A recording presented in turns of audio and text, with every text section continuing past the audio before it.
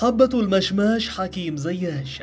لا أحد يستطيع أن ينكر أنه ومنذ عودة حكيم زياش إلى صفوف المنتخب المغربي، إلى أن سقف التوقعات قد ارتفع بشكل كبير بين صفوف وعشاق المنتخب المغربي. وكيف لا؟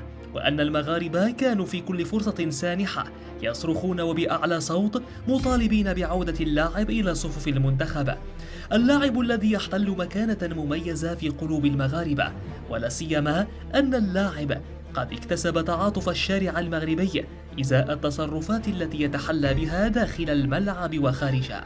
فحكيم زياش كان حلمه ومنذ نعومة أظافره هي تمثيل منتخبه الأم، رافضا أن يرتدي أي قميص آخر. فبالرغم من الحملة الشرسة وموجة الانتقادات التي كانت قد طالته عند اختياره المنتخب المغربي على حساب المنتخب الهولندي، إلى أن اللاعب بقي متشبتا برأيه، وأن ارتداء قميص المنتخب المغربي أمر لا يقبل النقاش. واعتاد حكيم زياش على التبرع بجميع المنح التي يتحصل عليها من طرف الجامعة الملكية لكرة القدم ومنحها للجمعيات الخيرية والطبقة المعوزة في المغرب، مؤكدا على أن اللعب بألوان المغرب يعتبر الهدف الأسمى وأفضل شيء قد حدث له في مسيرته الكروية.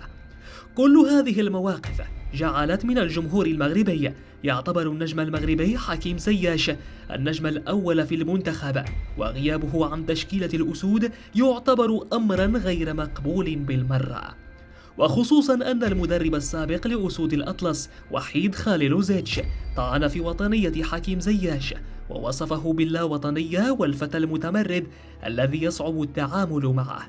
تصريحات جعلت من النجم المغربي خارج تشكيلة الأسود، الأمر الذي لم يتقبله الجمهور المغربي، وبدأت حملات الانتقادات وعدم الرضا مطالبين بعودة حكيم.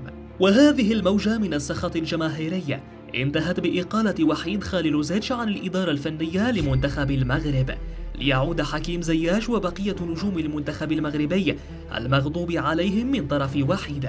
ومع هذه الإقالة عادت الحياة والتفاؤل لصفوف المنتخب المغربي، الشيء الذي أكده نجوم المغرب في كأس العالم وتمكنهم من تصدرهم لمجموعتهم في المونديال برصيد 7 نقاط، وسط فرحة جميع المغاربة، مؤكدين على أن قوة منتخب المغرب تكمن في تواجد جميع عناصره، وبالخصوص حكيم زياش الذي يعتبر ميسي المغرب.